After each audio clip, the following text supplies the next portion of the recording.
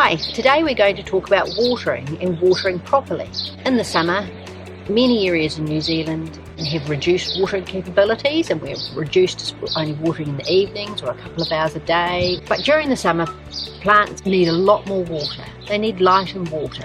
And plants with big leaves, such as the zinnia, or even in your vegetable garden, things like rhubarb with huge leaves, need more water. These leaves sort of act a bit like a solar panel. They convert the sun's rays into food for your plants, and then that gets transposed down into the root system. So if they don't have enough water, plants are going to suffer. So knowing how to water is absolutely crucial. Now you might think if you're watering like this and giving those leaves a lovely drink, that the plants are really loving it, and that's enough. But it's not enough at all, because if you notice, right down the bottom here, you can see how these big leaves have kept the plants, the soil underneath the plant, dry, and down here it's still dry.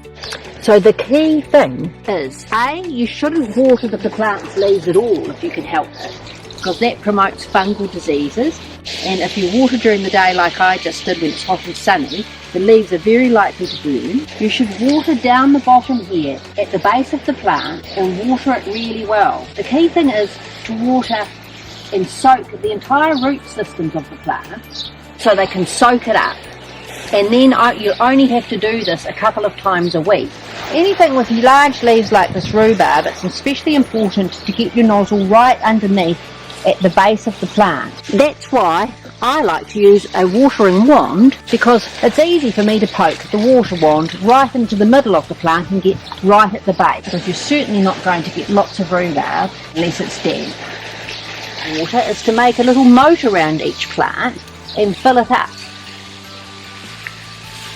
And then you can just leave it to drain into the root zone of your plant. You need to use about an inch of water. An inch of water will go down about 6 inches into the ground, just like that.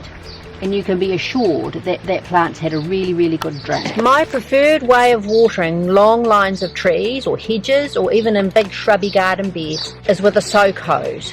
Because a soak hose, you lose absolutely no water whatsoever, no transpiration. It goes right down into the root zone of the plants. I use a water timer at home, and I just turn it on for an hour or so and let it ooze into the ground.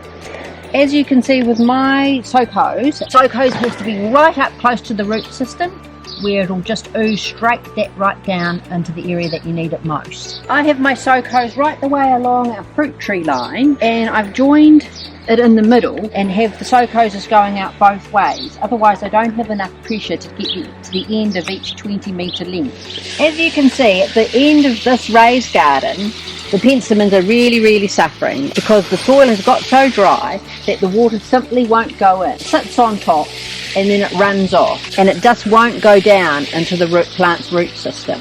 That's because I haven't added Saturate into this area for quite some time. In all my garden beds I use Saturate, and all we have to do is take a small amount of it from this pail, and it's coir fibre, so it's a natural product, and just scatter it on top like this. And next time you water, the water will go straight down into the plant's root zone. You can see underneath how dry the soil still is. Even though we've been watering, it hasn't gone anywhere. It's only gone on the absolute surface of the soil. So then scruff your Saturate in so you don't lose it. You can do this with a fork. Well, I've just got my Nawashi here because it's my favourite tool. And now when we water, you'll see the difference. Now I've watered about the same amount that I watered before, and we'll let that go in, and then we'll see how far the water's gone through this time. As you can see, it's taken a while to soak in, but now the water has gone all the way through, right down, and it's still sitting at the base of the plant, soaking down even further. That's the difference your Saturate will make. So the key points to remember is to, if you can, water in the evening, when your plants can take up all that water without transpiring so much. If you can't do that, water early in the morning. Water at the base of the plants, and water really well so they get a good soaking. And this way you'd only have to water maybe a couple of times a week if it's it's very dry. And don't water the leaves. Watering the leaves will give you mildews, and if you water the leaves during the heat of the day, you'll find scorch marks on those leaves, and they're really ugly. You can't fix them. And if you find you've got some really dry patches, use the Saturade. It's a great water saver and time saver as well. Enjoy your garden in the summer.